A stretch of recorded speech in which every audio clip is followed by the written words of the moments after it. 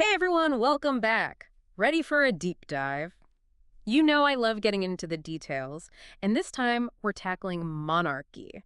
I bet you've got a whole pile of readings on this, maybe for a class or just out of curiosity. Oh, yeah, there's a lot out there. We're going deep with this one, folks. Excerpts from all kinds of scholarly articles and encyclopedias.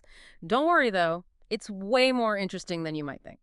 We're going way beyond just the crowns and all that fancy stuff. Right. We're going for the good stuff, the how and the why, Yeah. really getting into what monarchy is all about, Exactly. Okay, so let's start with the basics. Just setting the stage here. laying the groundwork. Right. So, one of our sources, and I'm paraphrasing here, says monarchy is a system where you've got this monarch, a king or queen, calling the shots, ruling the place. They're in charge for life, basically, unless, they decide to step down. Sounds simple enough, right? Seems pretty straightforward. Well, hold on to your hats, folks, because things are about to get a whole lot more interesting. There's so much more to it than just that basic definition. You've got all these different flavors of monarchy. It's not all one size fits all. You've got your absolute monarchs, the ones with like all the power. Then you've got those monarchs who are more like, what's the word, symbolic, like in those constitutional monarchies. Yeah, figureheads. And don't even get me started on elective monarchies. Like, you can actually vote for your king or queen. Who knew? It's true. It throws that whole born to rule idea right out the window. Talk about shaking things up. Speaking of which, Hmm. did you know the French president is actually, get this, a co-prince of Andorra? Wait, what? Seriously, the French president? Yeah. It's this tiny little country tucked away in the Pyrenees Mountains. Their whole system of government is, like, totally unique. Okay, you've officially blown my mind. I'm going to need you to unpack that one a bit later. But first, let's take a step back. Big picture time. Where did this whole monarchy thing even come from? It's got to have some pretty deep roots. Oh, it does. It's actually really fascinating how it all came about. Monarchy, you see, it didn't just appear out of thin air. It wasn't like some big plan. Not some grand scheme cooked up by, like, a council of ancient philosophers. Not exactly. It was more like, think about early human societies trying to organize themselves, trying to get things done. No internet, no cell phones, nothing like that. Good luck coordinating anything with just smoke signals and, like, runners. Right. So having this one strong leader, a monarch, it was actually like a pretty good solution. Kept things running smoothly, kept order. I could see that. Makes sense. And if you think about those first big civilizations, like ancient Egypt, Mesopotamia, huge populations, complex societies, they needed someone at the top who could, command respect, make those tough decisions. Strong leadership, keeping everything from falling apart. Okay, that covers the practical side of things. But then there's this whole divine right of kings thing, right? Like, that wasn't just about practicality, was it? Oh, definitely not. The divine right was all about legitimacy, cementing that power, making it untouchable. The idea was the ruler's authority came directly from God, the gods, whatever higher power they believed in. It's basically, don't question me, mortals. I answer to a higher authority. Pretty much. And it worked. Look at the Egyptian pharaohs. They were considered divine beings themselves, like intermediaries between the human world and the heavens. Okay, yeah, I can see how that would make it pretty hard to argue with the king's tax hike. The gods have spoken, pay up. Exactly. And this divine right stuff, it wasn't just an Egyptian thing either. It pops up all over history. Chinese emperors, European monarchs, they all used it. It shows you power isn't always about brute force. It's about belief, too. It's like the power of persuasion, but on a whole other level. Convincing people you're chosen by the divine, that's pretty powerful stuff. Right. And it helped shape how those early monarchies worked, how they established order and kept things, well, as stable as things could be back then. So we've got these early monarchies figuring things out, using divine right to back up their authority. Seems like a pretty effective combo, for a while at least. But, nothing stays the same forever, right? Things change, societies evolve, new ideas pop up. So what were some of the big turning points, the moments that really shifted how monarchy developed? What happened next? Well, it wasn't always a smooth progression, that's for sure. It's more like a winding road with twists and turns, different paths being explored. In ancient Greece and Rome, for example, you start seeing these early republics emerging. It's like people saying, hey, maybe we want a bit more say in how things are run, challenging that idea of one person having all the power. It's like democracy dipping its toes in the water. Yeah, exactly. But then at the same time, you had this idea of a philosopher king floating around. Plato, the Greek philosopher, he was all about this. He believed the ideal ruler should be wise, knowledgeable, virtuous. not just someone who inherited the throne. So brains over bloodlines. Exactly. It makes you wonder what would happen if we held our leaders to that standard today. Yeah, food for thought for sure. So we've got republics popping up, philosopher kings being debated, and then boom, the Middle Ages hit Europe. And it seems like kings are back in a big way. Yeah, but it's not quite the same as those ancient monarchies, is it? Yeah, things have shifted, haven't they? It's not just a repeat performance. Definitely not. In medieval Europe, it's all about theocratic kingship. Monarchs are still claiming that divine right, but they're also like teaming up with the church, working hand in hand. The Gregorian reforms, that's when things really get formalized. Okay, back up for a sec. Gregorian reforms. I need a bit more context here. Right. So basically, these reforms were all about the church trying to assert its independence from secular rulers. But here's the thing, it kind of backfired. How so? Well, by trying to separate itself from kings, the church actually ended up reinforcing this idea that kings were not only rulers of people, but rulers of land as well. Oh, wow, I see. It's like they accidentally gave kings even more power. Yeah, it's like a double-edged sword. And these medieval kings, they've got vast territories, growing bureaucracies. They're starting to look a lot like those nation-states we know today. So the seeds of modern nations are being planted right there in the Middle Ages. It's all connected. Exactly. But it wasn't just Europe, of course. While all this was happening, other parts of the world were developing their own unique flavors of monarchy. Like a global monarchy buffet. You could say that. The Islamic Caliphate, for example, emerged in the 7th century, and it had a very different model. The caliph wasn't just a political leader, he was also the spiritual leader of the Muslim community. So it's like a fusion of religious and political authority, but with a different lineage than the European divine right thing. It really shows you how diverse monarchy can be. Absolutely. And as we move into the Renaissance, things get even more interesting.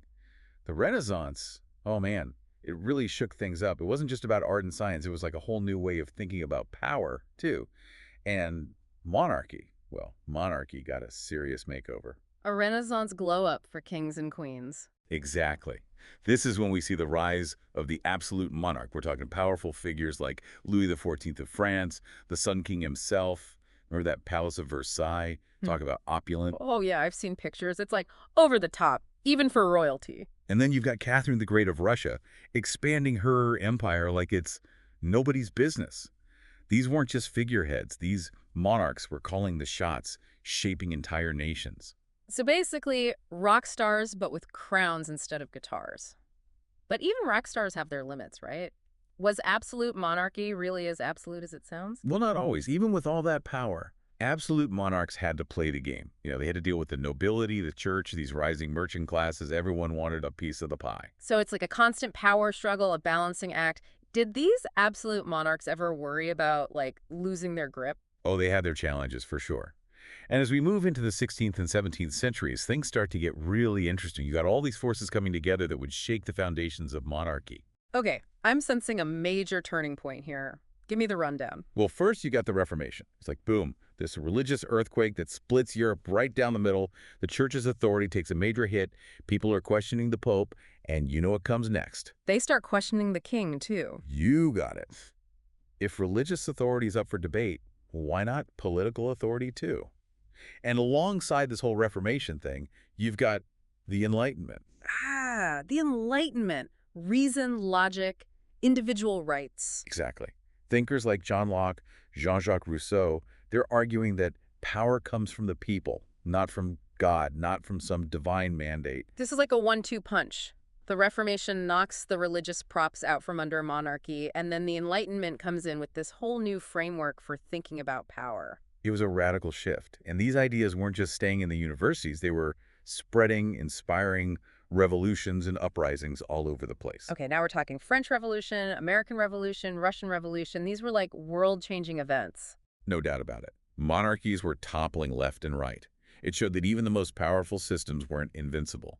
The only constant is change, right? True that. But here's the thing. If monarchies were falling like dominoes, how come some survived? Why didn't they all go extinct? Well, the monarchies that made it, they were the ones that could adapt. Yeah. They learned to bend without breaking. So it's like survival of the fittest, but for political systems. Exactly. And one of the biggest adaptations, the shift from absolute monarchy to constitutional monarchy. Okay, so unpack that one for me. Constitutional monarchy, what's the deal?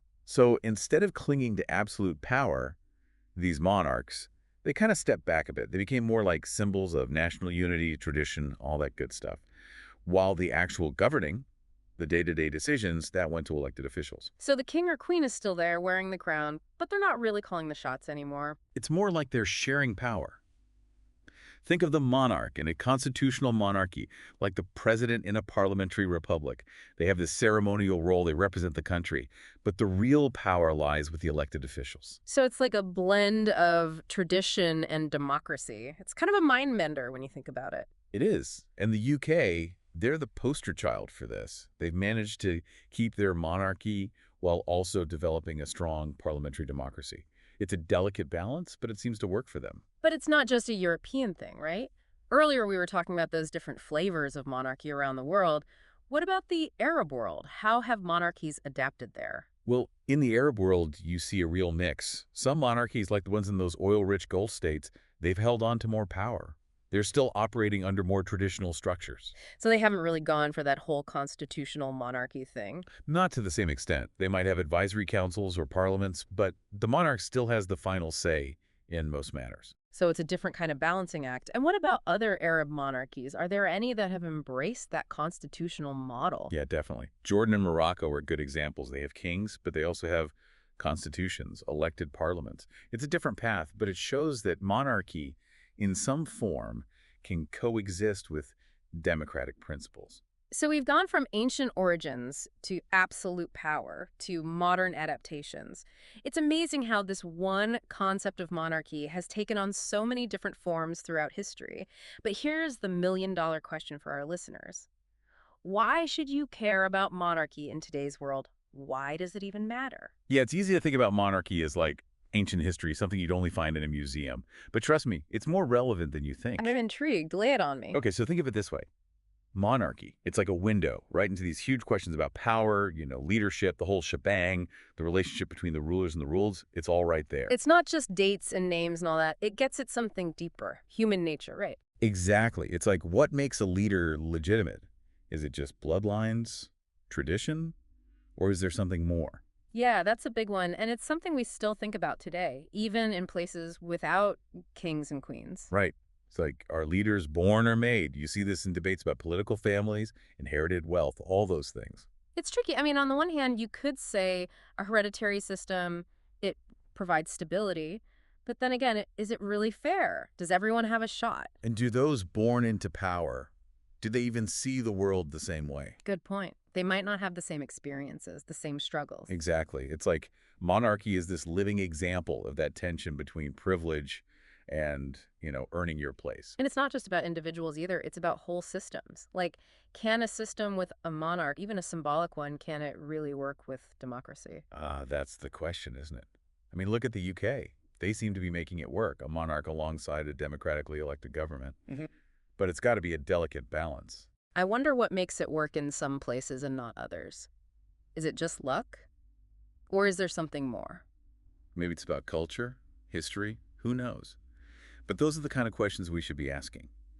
Monarchy, it might seem like a simple concept, but it really gets you thinking. It's like more than just crowns and all that. Way more. So I guess what we're saying is monarchy, it makes us think critically about power, about leadership, about how we want to be governed. And it reminds us that these systems, even the ones that seem ancient and set in stone, they can change. They're always evolving.